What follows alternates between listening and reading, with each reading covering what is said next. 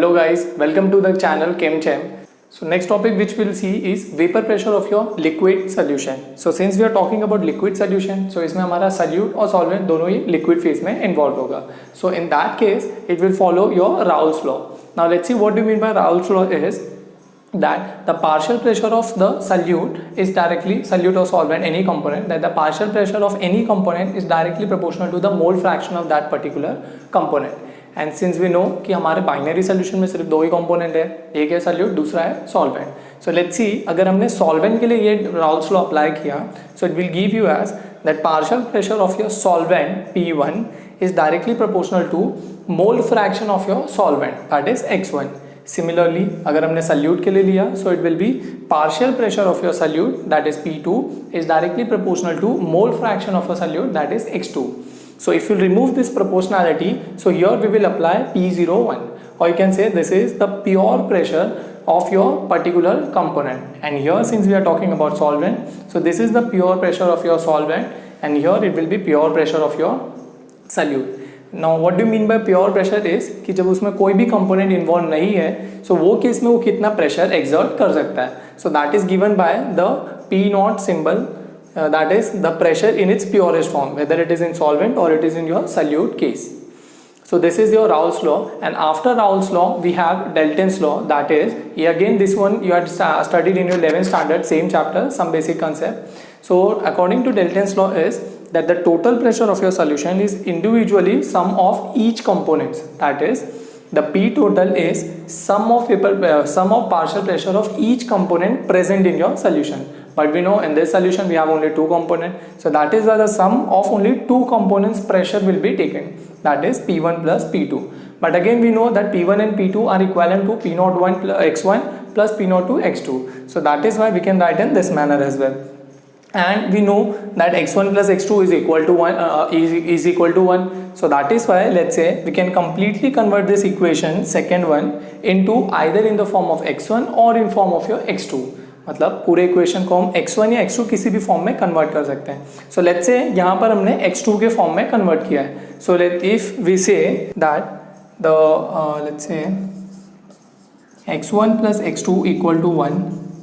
So can we say X1 और let's say X2 is equal to 1 minus X1. नहीं, since we have to replace it by X1, so इसीलिए we will take 1 minus X2. So जहाँ भी हमको X1 दिखेगा we can replace it by 1 minus X2. और ये जैसे हमने कर दिया, so will get all the terms either in the form of a pressure और in term of your X2, that is mole fraction of your solute.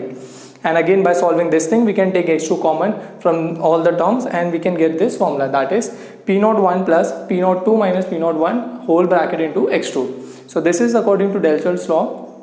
We can derive our total pressure of a solution involving contribution of pressure from each components present in your solution. So this is your second law which will be applied into our liquid solution. Now the next topic is the after Dalton's law we'll see what are the conclusion we can draw from our Dalton's law. So the first conclusion is that the pressure can be directly related to your mole fraction. Now the mole fraction can be of your solute as well as your solvent also. इन दोनों ही mole fraction से हम उसको relate कर सकते हैं. Then the second conclusion is that the pressure is directly proportional to your mole fraction of your solute, that is X2, or you can say P total varies linearly with your X2. ये हम आगे भी देखेंगे ये कैसे होगा. P total is linearly variable with your X2, but this can be derived from your Dalton's law. Then the third thing is that P total either can increase or decrease with X1. Means जैसे हमने first statement कहा है कि that P total is related to X1 and X2 both. So in second and third statement we are just splitting that first one कि P total जो है X2 से linearly proportion है, इंक्रीज होगा तो इंक्रीज, डिक्रीज होगा तो decrease होगा. And in P total with respect to X1 it can increase or decrease depending upon हमारा nature of solvent कैसा present है. So these are the conclusion which we can get from our Dalton's law. Now after that we can have the vapor pressure of your solid and liquid type of your solution. Now let's consider in this manner कि हमारे पास एक solution है and it is volatile in nature. Volatile in the sense कि solvent जो है कि जैसे कि example you can take it as acetone. कि acetone में if you will keep that cap open for some time you will see all the acetone particles have been vanished from that particular container or bottle. So that is called volatile nature of your solvent.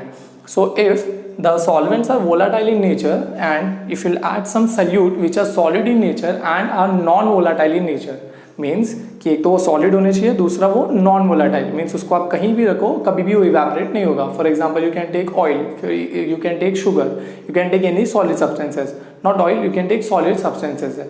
तो वो जैसे ही हमने उसको add कर दिया into our liquid, so at that time it will decrease the volatile nature of solvent. जैसे कि acetone जो पहले इवेपोरेट हो रहा था काफ़ी स्पीड में, now after adding some amount of your solid solute into your acetone, उसका जो वोलाटाइल नेचर है वो थोड़ा सा हम कम कर सकते हैं. And that evaporation strength of any liquid is called as a vapor pressure. That is the amount of a pressure that gaseous molecule exert on surface of a liquid is called vapor pressure. That means हमारा जो vapour phase में substance का होगा वो liquid phase में जो भी pressure apply करेगा उसको वेपर प्रेशर कहते हैं. और ये जैसे हमने सल्यूट ऐड कर दिया तो वो केस में our vapour pressure will decrease because some of the positions और some of your surface area will be occupied by those solid particles. And because of that, जैसे ही यहाँ पर हमारा solution का solvent का particles आएंगे, it will hit and it will go back inside the solution. So that is why in this manner we can somehow decrease the vapor pressure of your solution. And then second is your vapor pressure of your pure solvent is always greater than the vapor pressure of your solution. ये तो अभी हमने देखा कि जैसे अगर pure solvent होगा, जैसे एसीटोन अगर सिर्फ हमने खुला रखा है तो वो ईजिली इवेपोरेट हो जाएगा, बट उसमें अगर हमने कुछ सल्यूट ऐड कर दिया है तो वो केस में उसका इवेपोरेशन प्रोसेस थोड़ा सा स्लो हो जाएगा. So this is your second point. And third, it will obey your Raoult's law जो हमने ऑलरेडी देखा हुआ है. तो राउल्ट्स लॉ में we know, since here we are talking about solute particle, so here we'll see that for solid the partial pressure, that is pressures are incompressible in nature, and if this is 0, P2 is 0, that means what? X2 is also 0, that means this whole term is equal to 0 because solids are incompressible in nature. So that is why when we talk about this thing, partial pressure or solid and liquid type of a solution, including according to Raoult's law, so that will be only related to pressure and the mole fraction of your solvent. So that is why P total is equal to P1 plus P2, but P2 is 0. So that is why it will be equal to your P1 only. And finally you will get that P total is P01 into X1. So this is the case for vapor pressure of your liquid solution. Now the next topic which we'll see is our ideal and non-ideal type of your solution.